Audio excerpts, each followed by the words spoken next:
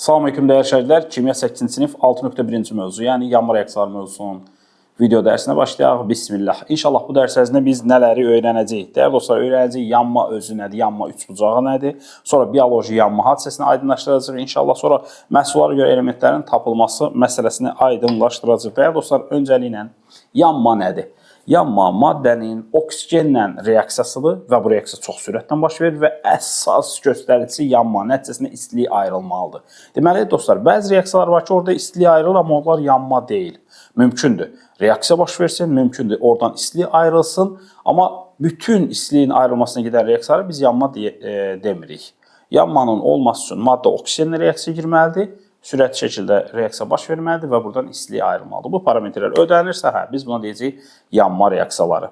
Dəyərli dostlar, məsələn, gəlin bir metanın yanma reaksiyasına baxaq. Gördüyünüz kimi metan, yəni CH4 dediyimiz bu mübarək zat oksigenlə qəşəng reaksiya daxil olacaq. Buradan bir karbon qazı çıxacaq, buradan bir su buxarı alınacaq və bu plus Q yazmışıq. O nə deməkdir? O istiliyin ayrıldığını göstərir. Əgər orada plus Q yox, minus Q yazsaydılar, deməli burada istilik udulardı və bu yanma reaksiyası hesab oluna bilməzdi. Məsələn, bir də nümunə deyim sizə. Deyək ki, məsələn, azot üstünə gəlirəm oksigen, alınır buradan NO. Baxın, dəyərli dostlar, bu reaksiyada mənfi Q yazırıq bura. Bu nəyi göstərir? Bu onu göstərir ki, burada istilik udulub. Və dəyərli dostlar, bu yanma reaksiyası deyil. Niyə? Çünki burada istilik ayrılmadı. Yanmanın əsas parametri istiliyin ayrılması idi. Dahası, hər hansısa bir maddənin yana bilməsi üçün, ümumiyyətlə, yanma prosesinin baş verə bilməsi üçün nə lazımdır? Təbii ki, birinci yanacağın özü lazımdır. Sonra, bu yanacağı yandırmaq üçün bizə oksigen lazımdır. Bir də bu yanacağı bəlli bir temperatura qədər isidmək lazımdır. Yəni, əgər bu üçünü də biz bir-birinə birləşdirə bilsək, yanma prosesi baş verə biləcək. Buna biz deyəcəyik yanma üçbucağı. Bir də bu şəkilə diqqət edək, dəyərli dostlar. Burada yanacağın özü də var, aşağıda görürsünüz. Sonra oksigen də var ondan təmas edən və bir də müəyyən temperatura qədər maddənin isidilməsi var. Bu üçü də bir arada olsa, yanma prosesi baş verir. Dəyərli dostlar, məsələn, bir təsəvvür eləyin. Bizim kifayət qədər kömürümüz var. Kömür də hava ilə də təmas edir, yəni oksigen də var burada, amma biz bunu qızdırmamışıq. Biz burada kabab eləyəcəyik? Yox, mümkün deyil. Kömürü qızdırmalıyıq. Qızdırandan sonra tamam bu özü yanmaya başlayacaq və buradan istilik ayrılacaq, kabab pişirəcək və s. Və başqa bir şey deyim, təsəvvür eləyin, bizim qəşək ət davarımız da əladır, hər şeyə qaydasındadır. Nə bilim, bizim burada deyək ki, kömürümüz də var, sonra deyək ki, bizim yandırmaq üçün olan vasitəmiz də var. Kömürü yandırırıq və üstünü möhkəm-möhkəm bastırırıq. Bu zaman kömür oksigenlə təmas edə bilməyəcək, yəni yana bilməyəcək. Qısası demək istədiyim, yanma üçbucağının tamlığı üçün bu gördüyünüz üç şərtin üçü də önəmlidir, vacibli, zəruridir. Yanacağın özünün olması, onun oksigenlə təmas eləməsi və bir də yanacağın müəyyən temperatura qədər qızdırılması. Təbii ki, bəzi reaksiyalar var ki, orada biz belə deyək, ilkin mərhələ olaraq yanacağı qızdırırıq sadəcə. Məsələn, bir düşünün, deyək ki, biz məsələn üçün bir kağız parçasını yandıraq. Kağız parçasını yandıranda biz davamlı olaraq onu qıraqdan yandırmırıq ki, bir dəfə yandırdıq, çəkdik. O başlayacaq, özü yana-yana davam edəcək. Və yaxud da, deyək ki, başqa bir örnək, kömürü yandırdıq, bitdi. Sonra çəkilir, kömür özü yana-yana davam edir də prosesə. Ən uzaqbaşı biz ona oksigen verməyinə kömək eləmiş oluruq. Qısası demək istədiyim, bəzi proseslər var ki, burada çox az bir miqdarda enerji vermək lazımdır ki, ondan sonraki proses yanma öz başına davam edəcək. Dəyərli dostlar, daha doğrusu yanğının söndürülməsi üçün də bu üç amil ki var idi, yəni yanacaq, oksigen və temperatur. Bunların üçündən birini sistemdən çıxarmaq lazımdır. Yəni, nə demək istəyirəm? Belə təsəvvür edin, Allah qorusun, hər hansısa bir yerdə qaz sızması baş verir və nəticədə bir yanğın çıxıb. Biz bu yanğının qarşısını necə alacaq? Qazı kəsəcəyik. Biz bu qazı kəsməklə ora verilmiş yanacağın qarşısını aldıq. Sonra və yaxud da başqa bir şey deyim. Deyək ki, məsələn, hər hansısa bir yanan bir yerdə onun üstünə adətən su tökürlər. Su tökəndə nə baş verir? Biz, belə deyək, maddəni alovlanma temperaturuna qədər isidmişdik, yanma baş vermişdik. İndi mən onun üstünə su tökməklə onu alovlanma temperaturundan aşağı qədər soyutmuş oluram. Nəticədə yanğın söndürür. Və yaxud da karbon qazı ilə söndürmə metodu var. Biz hər hansısa bir yerdə alov baş verirsə, karbon qazı ilə söndürmək istəyirik. Onda nə baş verir? Əslində biz karbon qazını ora verməklə onun temperaturunu da soyutmuş oluruq. Bir də onun oksigen gələcəkdir ki, yanmaya kömək eləyəcəkdir. Onun qarşısını almış oluruq. Karbon qazı ona əhatə eləyir, Oksigenin orada daxil olmasının qarşısı alınır. Və yaxud da başqa bir şey deyim, bu adyalla söndürmək var yanacağı, yanan materialı, nəsə də yanan bir şey. Məsələn, bir yerdə balaca bir alov var, yanmayan bir adyal parçasını gətirirlər, atırlar onun üstünə, bitdi, alov sönür. Niyə? Çünki alov oksigenlə təmas edə bilmir. Nəticədə sönür. Qısası biz bu yanma üçbucağının hər hansısa bir qoluna zədə vurmaqla yanacağın yanmasını dayandıra bilərmişik. Belə.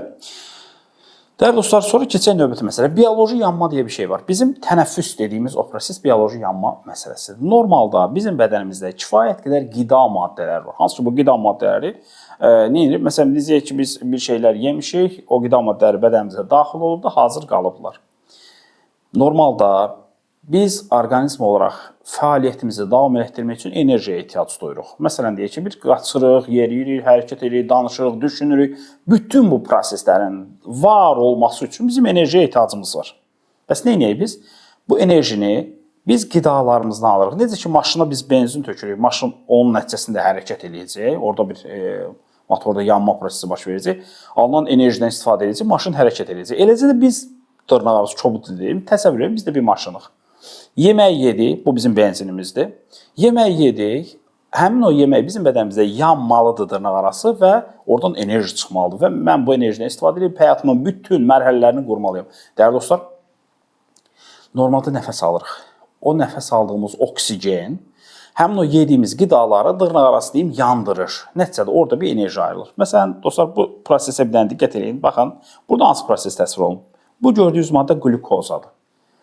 Glukoza aldığımız oksigen yoxdur. O oksigenlə yanır. Fikir verin, nəfəs alma prosesində biz oksigeni qəbul edirik. Oksigen getdi bədənimizə, girdi bizim hüceyrələrimizin içərisinə, ağciyərlərimizə daxil, ağciyərlərimizdən girdi qanımızdan bütün hüceyrələrimizə gəldi. Oksigen daxil olub hüceyrələrimizə. O hüceyrələrimiz ki, o hüceyrələrimiz hazır qalıb, yeməyi də var, indi lazımdır onu yandırsın, onlara enerji verilsin. Baxın, bu oksigenlə hüceyrələrin içərisindəki o maddələr, dırnaqarası deyim, yanırlar və nəticədə qəşəng bir buradan karbon qazı və su əmələ gəlir və ən önəmlisi enerji ayrılır. Biz bu enerjiden istifadə edəcəyik. Bəs bu karbon qazı nə olacaq? Biz nəfəs verdiyimiz hava ilə karbon qazı bədənimizdən xaric edəcək. Qısası bunun özü də bir bioloji yanma prosesidir. Hansı ki, bədənimizin daxilində baş verir. Dahası, dəyərli dostlar, biz belə bir şey eləyə bilərik. Məhsullara görə maddələrin özünü təyin eləyə bilərik. Yəni, bu nə anlama gəlir məhsullara görə maddələrin təyin olması? Məsələn, təsəvvür eləyin, dəyərli dostlar, biz deyək ki, məsələn, görsək ki, yanan maddədən, yanma nəticəsində dəm qazı və yaxud da karbon qazı əmələ gəlib. Bilin ki, o maddənin içində karbon olub. Karbon yanarkən dəm qazına və yaxud da karbon qazına çevirir. Əgər tam yanacaqsa karbon qazı əmələ gəlir, yox, natamam yanacaqsa dəm qazı əmələ gəlir. Sonra və yaxud da hər hansısa bir maddə yanıb, bilmirəm tərkibi nədən ibarətdir. Maddə yanıb, görürəm su əmələ gəldi. Deməli, o maddənin içində hidrogen var imiş ki, o hidrogen yanıb suya əmələ gətiribdir. Qısası suyun əmələ gəlməsi onun içində hidrogenin var olduğunu göstərir. Və yaxud da azot qazının əmələ gəlməsi bu maddənin içində azotun var olduğunu göstərir. Və yaxud da SO2 qazının əmələ gəlməsi bu maddənin içində kükürdün olduğunu göstərir. Və yaxud da baxın P2O5 belə bir maddə əmələ gələrsə bu maddənin içində fosfor olduğunu göstərən amildir. Və yaxud da ki, xlor 2 qazının əmələ gəlməsi bu maddənin içində xlor qazının olduğunu, xlor elementinin olduğunu göstərən amildir. Və yaxud da başqa bir örnek deyim, maddənin içində metal maddə yananda metal oksidi əmələ gələcəksə, bu maddənin içində deməli metal varmış. Yəni, nə demək istəyirəm? Mən burada göstərilən məsələyə keçməmişdən əvvəl bir dənə balaca bir nüans sizin üçün qeyd edeyim. Belə təsəvvür edək. Hər hansısa bir, deyək ki, məsələn, X maddəsidir. Bunu yandırmışıq. Buradan əmələ gəlib, deyək ki, məsələn, sink oksid və bir də əmələ gəlib, deyək ki, məsələn, nə olsun? Əmələ gəlsin SO2. Dəyərli dostlar, gəlin bu analizə əsasən X maddəsinin tərkibində nələr olduğunu tapaq. Dəyərli dostlar, bu sink oksid dediyimiz metal oksididir. Sink özü bir metaldır, oksigen də onun yanındadır. Biz buna deyəcəyik metal oksidi. Və metal oksidi nə vaxt əmələ gəlirdi? Baxın, bu hissəyə diqqət edək. Metal oksidi o vaxt əmələ gəlir ki, maddənin içində metal olsun. O metal yanma nəticəsində metal oksidinə çevirsin. Deməli, biz tapdıq, əlhamdülillah, bunun içərisində sink metalı var. Tamam, bunu qoyuruq bir kənara. Növbətisi, baxın, SO2 əmələ gəlib. SO2 nə vaxt əmələ gəlirdi? Maddənin içində əgər kükürd olacaqsa, həmən kükürd yanma nəticəsində SO2-yə çevriləcək. Baxın, buradakı müddəaya əsasən. Deməli, elhamdülillah, bunun içində bir kükürd də varmış. Qısası, kobud dildə desə bu maddənin içərisində sink və kükürt var deyə bilərik. Dahası keçək indi bu məsələmizə, dəyərli dostlar. Məsələmizdə bizə nə deyir? Aha. Məsələmizdə bizə deyir ki, qələmimizi seçək. Deyir, oksigensiz maddənin bir molekulu yanında. Bax, bir dənə oksigensiz maddədir. Deyərik ki, X maddəsidir və oksigen yoxdur içində. Mənə deyir ki, bunun bir molekulu yanında, baxın, bu bir molekul, düzdür, bir əmsalı yazılmır, amma hər halda mən onu dəyişməyəcəm deyə bir yazdım onu. Bir molekulu yandıqda, yanma deyəndə uşaqlar üstünə oksigen gəlin. Yandıqda, görək nə əmələ gəlib. Deyir ki, karbon qazı və su molekulu yananda alınan karbon qazı və su molekullarının, yəni karbon qazı və su molekulları alınır. Bax, yazıram, karbon qazı və su molekulları. Dəyərli dostlar, nə deyir bizə? Deyir, karbon qazı və su molekullarının nisbəti 1-in 2-yə nisbətidir. Yəni, 1 molekul karbon qazı, 2 molekulsa nə əmələ gəlib? Su əmələ gəlib. Bizə nə deyir? Maddənin formulunu tapmaq lazımdır. Əziz dostlar, bu maddənin içində birinci bilmək lazım ki, oksigen yoxdur. Çünki özü bizə şərtdə demişdi, oksigensiz maddə. Oksigen yoxdur, tamam. Bu maddənin içində hansı elementlər ola bilər? Dəyərli dostlar, bir dənə fikir verin. Karbon qazı əmələ gəlib. Karbon qazı nə vaxt əmələ gəlirdi? Karbon yananda. Deməli, bu maddənin içində karbon var. Bəs görək, neçə dənə karbon var? Fikir verin, bu maddənin bir molekulunda bir molekul karbon qazı alınıb. Baxın, bir dənə karbon var. Deməli, bu maddənin içində bir dənə karbon var. Bəs neçə dənə hidrogen var? Niyə mən hidrogen var dedim? Çünki alınan məhsullardan biri də sudur. Su nə vaxt əmələ gəlirdi? Hidrogen yandıqda əmələ gəlir. Deməli, burada olan elementlərdən digəri də hidrogendir. Və sonra dəyərli dostlar, baxın, hidrogenin atom sayına baxaq. Görürsünüz, 4 dənə hidrogen var. Deməli, bu ikisinin içərisində 4 dənə hidrogen varmış. Qısası, bu ikisinin içərisində bir dənə karbon, 4 dənə də hidrogen var. Təbii ki, oksigen də yoxdur. Şərtdə özü deyib bizə. Onda maddəmiz olacaq CH4. Sən demə, bu maddə metan imiş. Ümumiyyətlə, istehsalatda bu şeydən çox istifadə olunur.